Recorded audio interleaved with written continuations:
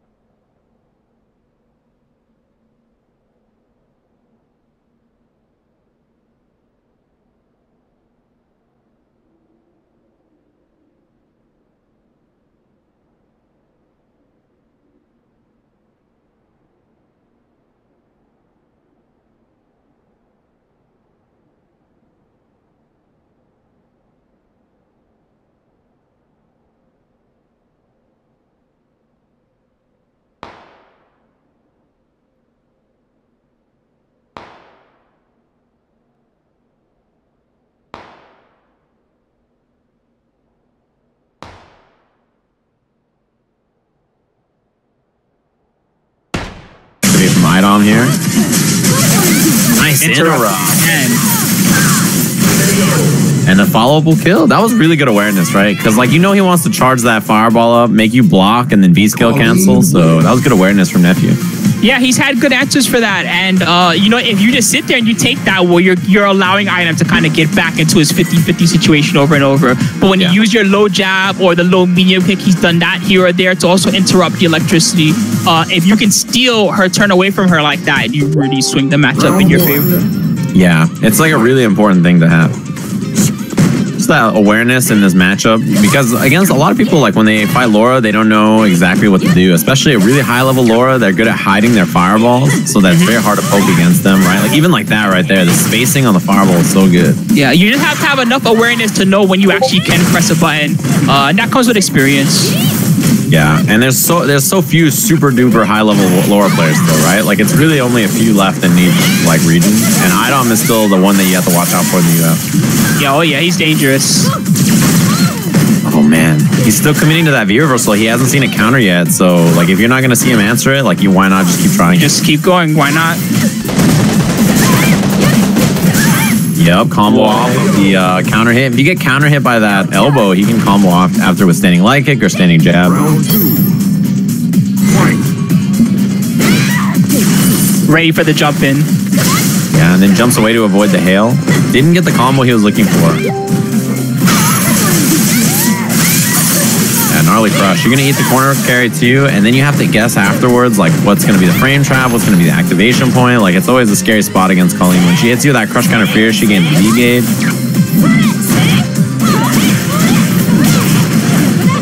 B-skill for the... another B-skill. That jab activate.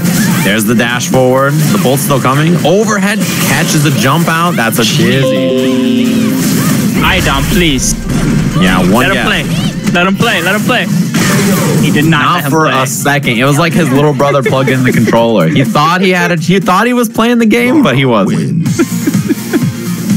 You're like, oh yeah, I got my controller right here. I'm playing, but you didn't realize you were unplugged. It was a single player game. Didn't have a chance. Man, he tried to down back. He's just like, I just want to block, man. Don't grab Yeah, he's me. like, let me out of here. He's like, I'll be safe. So Idom did really strong there in that matchup against Nephew, but we will see Nephew in the losers bracket. That was winner's side.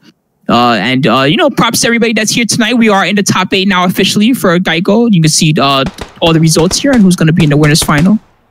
Yeah, and you did it again. You said the bracket and it appeared on the screen. Yeah, I feel like production. that's like your production influence right there. You've had so much experience being the producer behind the boards, right? The director, that you know what you're doing. You're a professional. You got that loser Yeah, right. side. Neon versus Mojo and Wolfcrone versus Shine. I think Wolfcrone Shine is our next match, actually. Yep.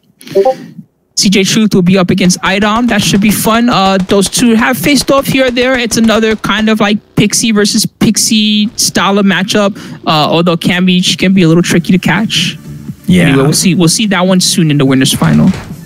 That's what's dangerous about those characters, right? It's like Laura, when she hits you, you just explode. But against Cammy, it's like, who knows what's going to happen, right? Just mix-ups and offense, and it's going to be crazy. It's just the big advantage is that Cammy is really, really good on the ground in that matchup, right? It's not like Karen where like she has to worry about some of the ground normals. With Laura, it's a little less. No, and then, you know, she has like just the right tool set to kind of annoy Laura even when she does have pressure on you. She's got an uppercut that actually kind of works. She's got a V reversal that switches sides. That's huge against Laura. Like, you definitely want to switch sides with the V reversal if you can.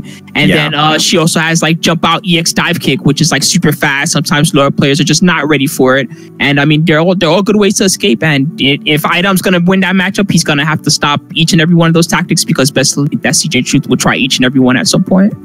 Yeah, and the thing about CJ is that his adaptation and like the speed that he plays at is crazy.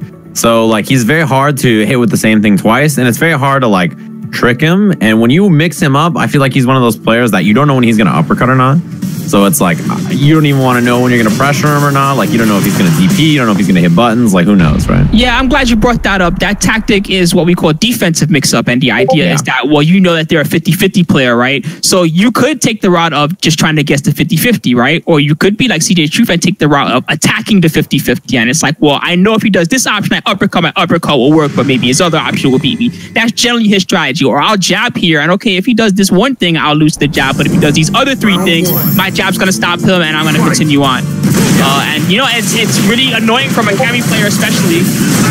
Yeah, because she always has offense. So then when she's finally blocking, but then she just like DPs you, or like you're scared of the DP, it's like, oh no, right? Wake up jab into combo. That's the worst. You never want that to happen to you. Yeah, so we got Wolfcrone here on Zeku. Mix up here.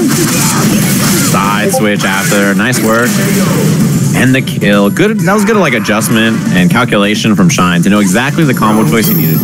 Yeah. So Shine has a good fortune of having some experience against his character because of local hero Sanford Kelly, also a very good Zeku player. Right. That being said, we'll see how Krone can do here. He's a much different player than Sanford is. Yeah, definitely. Man, working on Dizzy already. That throw would have been stunned. Probably would have been the round. There it is. It's so hard to chase that wall jump, but as you mentioned, right, like, he's familiar with the matchup, so that was like perfect spacing from Shine. Yeah, I feel like from Krone's standpoint, it's not necessarily that he did anything wrong. It's more like being ready for your opponent and just knowing, okay, this is a guy that already knows how to fight Zeku. I can't start on Yomi 0 and build my way up. I really have to be on like Yomi 3 already, because this guy already knows what's going on with my character. Yeah, that's super true. Like, you have to come in with really something unexpected, right? Because especially a guy like Sanford is gonna like he's going to come with all the tricks on deck, right? Like, he's just one of those players that you know is going to have everything ready with the character. So, and he's like a really Yomi-based player, so like you can't surprise them, which is unorthodox play either. Yep. Oh, DP loses there. Didn't get like a crosscut or anything. His DP is actually a really great answer here, the heavy conversion. Yep. It goes way further forward than it looks. Yeah, and this is one of the strengths of old Zeku, right? Is the zoning, and he has a really solid anti-air, and then he switches over to Young. Oh man, Palm. He tried meaty Palm, missed it. Wow. That might have been a Palm combo. I'm not even sure. There are some transitions with the Palm Zeku combo. Yeah, that time does get the wall escape into the Don't Be Light kick with Young Zeku. We didn't see him switch to Young Zeku until very late in the round either. Yeah, I don't think that he wants the young form too much in this particular matchup. The old form is you really want the uppercut. It makes a big difference. Yeah, and what happens is, he tried to walk under and then challenge, but a little slower in old Zeku, right? Like, you don't have the same walk speed as Young Zeku. No. Nice block. In the front, yeah, that Bushin flip sometimes gets a little scary. Activate. And 50-50 in the corner. Oh, great. And the challenge. Nice poke out. Didn't get the shoulder, but that Fierce from Young Zeku is so good.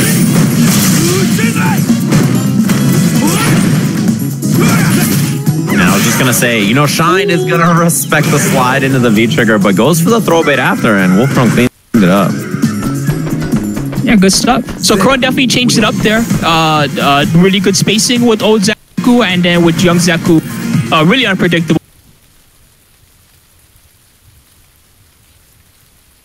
And the kill. Good. That was good, like, adjustment and calculation from Shine to know exactly the combo choice he needed. Yeah. So Shine has a good fortune of having some experience against his character because of local hero Sanford Kelly, also a very good Zeku player. Right. That being said, we'll see how Krone can do here. He's a much different player than Sanford is. Yeah, definitely. Man, working on Dizzy already. That throw would have been stunned. Probably would have been the round. There it is. It's so hard to chase that wall jump, but as you mentioned, right, he's familiar with the matchup, so that was like perfect spacing from Shine. Yeah, I feel like from Krone's standpoint, it's not necessarily that he did anything wrong. It's more like being ready for your opponent. I just feel like, okay, this is a guy that already knows how to fight Zeku. I can't start on Yomi 0 and build my way up. I really have to be on like Yomi 3 already because this guy already knows what's going on with my character. Yeah, that's super true. Like, you have to come in with really something unexpected, right? Because especially a guy like Sanford is gonna he's gonna come with all the tricks on deck, right? Like, he's just one of those players that you know is gonna have everything ready with the character. So, and he's like a really Yomi-based player, so like you can't surprise them, which is unorthodox play either. Yep. Oh, DP loses there. Didn't get like a crosscut or anything. His DP is actually a really great answer here, the heavy conversion. Yep. It goes way further forward than it looks. Yeah, and this is one of the strengths of old Zeku, right? Is the zoning, and he has a really solid anti-air, and then he switches over to Young. Oh man, he tried meaty Palm, missed it. Wow. That might have been a Palm combo. I'm not even sure. There are some transitions with the Palm Zeku combo. Yeah, that time does get the wall escape into the Don't Be Light kick with Young Zeku. We didn't see him switch to Young Zeku until very late in the round either. Yeah, I don't think that he wants the young form too much in this particular matchup. The old form is you really want the uppercut. It makes a big difference. Yeah, and what happens is, he tried to walk under and then challenge, but a little slower in old Zeku, right? Like, you don't have the same walk speed as Young Zeku. No. Nice block. In the front, yeah, that Bushin flip sometimes gets a little scary. Activate. And 50-50 in the corner. Oh, great. And the challenge. Nice poke out. Didn't get the shoulder, but that Fierce from Young Zeku is so good.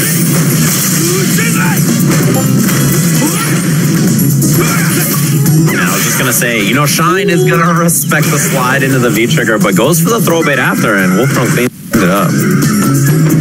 Yeah, good stuff. So Krone definitely changed it up there. Really good spacing with old Zeku, and then with Young Zeku, really unpredictable.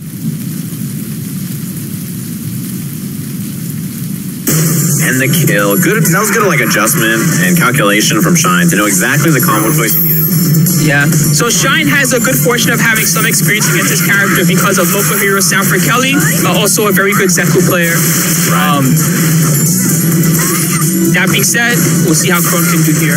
He's a much different different player than Sanford is. Yeah, definitely. Man, working on Dizzy already. That throw would have been stunned. Probably would have been the round. There it is. It's so hard to chase that wall jump, but as you mentioned, right, he's familiar with the matchup, so that was like perfect spacing from Shine. Yeah, I feel like from Krone's standpoint, it's not necessarily that he did anything wrong. It's more like being ready for your opponent. I just feel like, okay, this is a guy that already knows how to fight Zeku. I can't start on Yomi 0 and build my way up. I really have to be on like Yomi 3 already because this guy already knows what's going on with my character. Yeah, that's super true. Like, you have to come in with really something unexpected, right? Because especially a guy like Sanford is he's gonna come with all the tricks on deck, right? Like, he's just one of those players that you know is gonna have everything ready with the character. So, and he's like a really Yomi-based player, so like you can't surprise them with just unorthodox play either. Yep. Oh, DP loses there. Didn't get like a crosscut or anything. His DP is actually a really great answer here, the heavy conversion. Yep. It goes way further forward than it looks. Yeah. And this is one of the strengths of old Zeku, right? Is the zoning, and he has a really solid answer here. And then he switches over to Young. Oh, man. He tried medium palm, missed it. Wow. That might have been a palm combo. I'm not even sure. There are some transitions with the palm combo. Yeah, that time does get the wall escape. The don't be like kick with Young Zeku. We didn't see him switch to Young Zeku until very late in the round either. Yeah, I don't think that he wants the young form too much in this particular matchup. The old form is you really want the uppercut. It makes a big difference. Yeah, and what happens is you try to walk under in the challenge, but a little slower in old Zeku, right? Like, you don't have the same walk speed as Young Zeku. No. Nice block. In the front, yeah, that Bushin flip sometimes gets a little scary. Activate. And 50-50 in the corner. Great. And the challenge. Nice poke out. Didn't get the shoulder, but that Fierce from Young Zeku is so good.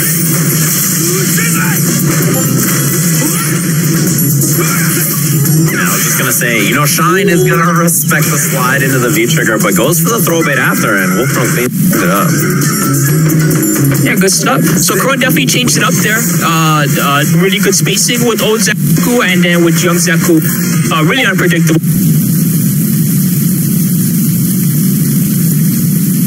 And the kill, good. That was good, like adjustment and calculation from Shine to know exactly the combo choice he needed. Yeah. So Shine has a good fortune of having some experience against his character because of local hero Sanford Kelly, also a very good Zeku player. That being said, we'll see how Krone can do here. He's a much different player than Sanford is.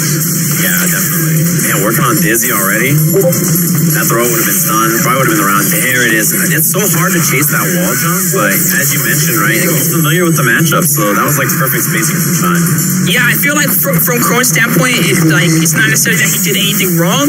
It's more like being ready for your opponent. I just feel like, okay, this is a guy that already knows how to fight Zeku. I can't start on Yomi 0 and build my way up. I really have to be on like Yomi 3 already because this guy already knows what's going on with my character. Yeah, that's super true. Like, you have to come in with really something unexpected, right? Because especially a guy like Sanford is he's gonna come with all the tricks on deck, right? Like, he's just one of those players that you know is gonna have everything ready with the character. So, and he's like a really Yomi-based player, so like you can't surprise them with just unorthodox play either. Yep. Oh, DP loses there. Didn't get like a crosscut or anything. His DP is actually a really great answer here, the heavy conversion. Yep. It goes